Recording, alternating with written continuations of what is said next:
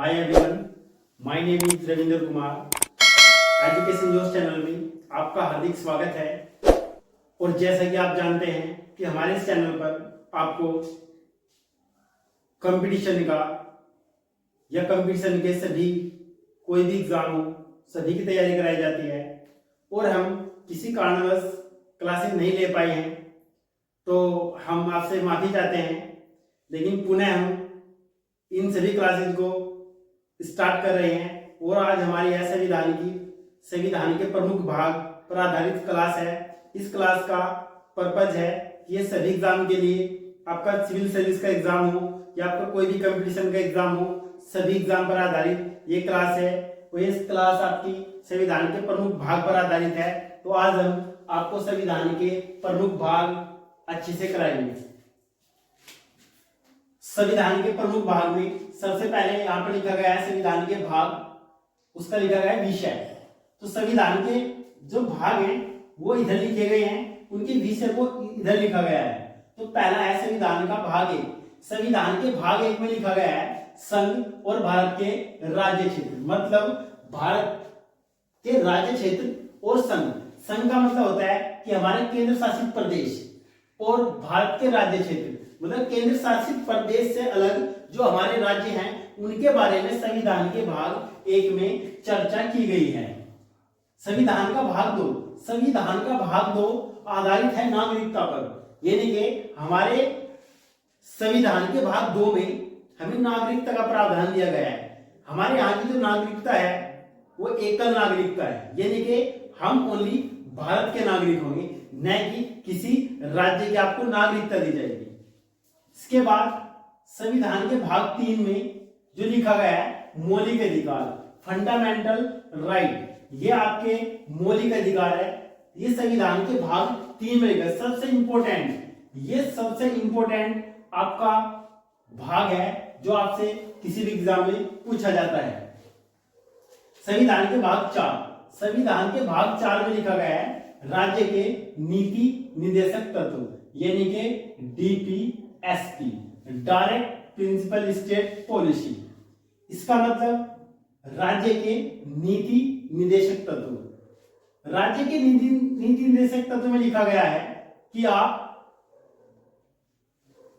आपको यानी कि राज्य को भी कुछ कर्तव्य दिए गए हैं, और राज्य के कर्तव्यों को राज्य के नीति निर्देशक तत्व के रूप में लिखा गया है संविधान के भाग 4 में।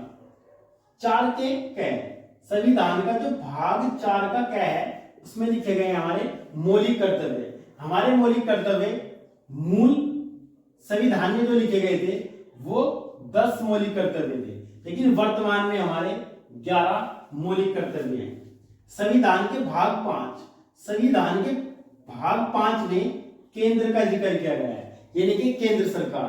केंद्र सरकार के बारे में हमारे संविधान के भाग 5 में लिखा गया है। संविधान के भाग 6 में हमारे राज्य के बारे में लिखा गया है। तो संविधान का भाग 6 राज्य के बारे में वर्णन करता है। संविधान का भाग 7 निरस्त कर दिया गया है। यह आपको याद रखना है कि संविधान के भाग 7 को निरस्त कर दिया गया है। संविधान के भाग 8 में केंद्र शासित प्रदेशों का वर्णन किया गया है कि हमारे केंद्र शासित प्रदेश कौन कौन से हैं, उनके बारे में यहां पर जिक्र किया गया है। संविधान का भाग 9 पंचायतों का जिक्र करता है। हमारे संविधान के भाग 9 में पंचायतों का जिक्र है। बड़ा इंपॉर्टेंट और फेमस आपका ये भाग है, इससे आपके एग्जाम में सवाल पूछे जाते हैं। भाग 9 के क्या में लिखा गया आपके नगर पालिका।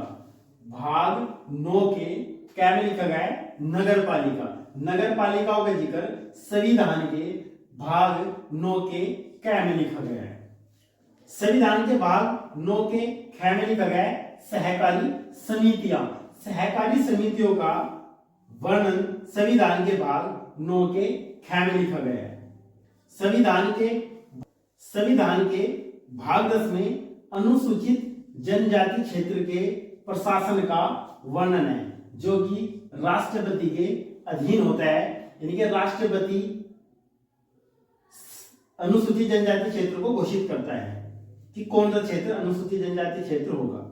संविधान के भाग 11, संविधान के भाग 11 में केंद्र और राज्यों के बीच संबंध बताया गया है। संविधान के भाग 11 में केंद्र और राज्यों के बीच में संबंध को बताया गया है।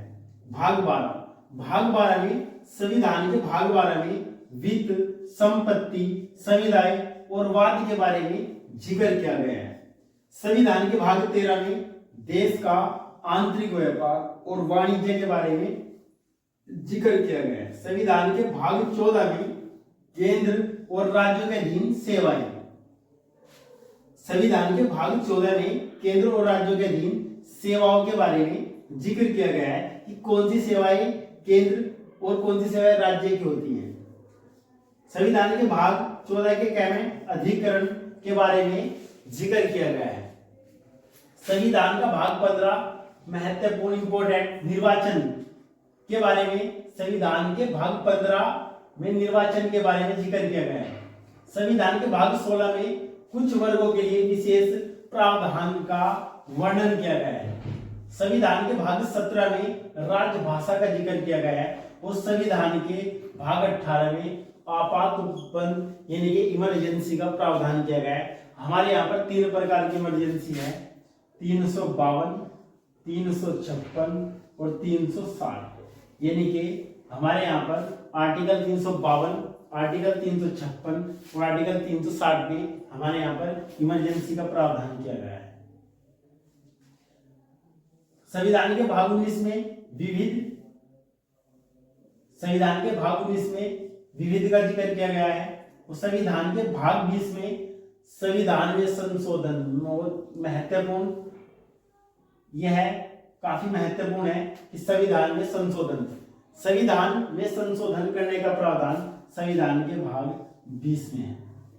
संविधान के भाग 21 में अस्थायी, संक्रमणकालीन और विशेष उपबंध का प्रावधान संविधान के भाग 21 में किया गया है। और आपका एक लास्ट संविधान का भाग 22 में संक्षिप्त नाम, भारत का संक्षिप्त नाम, प्रारंभ, हिंदी में प्राधिकृत पाठ और निरीक्षण। तो ये हमारी क्लास है, ये हमारी क्लास संविधान के प्रमुख भागों पर आधारित है। आप इस क्लास को UPSC, PCS, railway, UP police इत्यादि एग्जामों के लिए यह क्लास महत्वपूर्ण है। संविधान का यदि कोई भी भाग आपसे पूछा जाए तो इस क्लास से आप संविधान के किसी भी भाग को बड़े आसानी से बता सकते हैं। तो मैं आशा करता हूं कि आपको मेरी क्लास पसंद आई होगी और आप हमारी इस क्लास को अंत तक देखें और अच्छे से उसे समझें, क्योंकि आपका कभी कोई सवाल संविधान के भाग पर आधारित कोई भी सवाल आपका कभी गलत नहीं होगा। तो मैं आशा करता हूं कि आप हमारी इस क्लासेस को अंत तक देखें और इन सवालों को या जो भी हमारा ये आपको कंटेंट दिया गया है, इस कंटेंट को आप अच्छे से नोट डाउन करें, उसका अच्छे से रिवीजन करें। तो मैं आपको पुनः बोलता हूं कि आप हमारे एजुकेशन जोश चैनल को जितना हो सके उतना सब्सक्राइब कराइए और हमारे इन वीडियो को अधिकतम या ज़्यादा से ज़्यादा शेयर कीजिए और लाइक कीजिए, कमेंट कीजिए। धन्यवाद।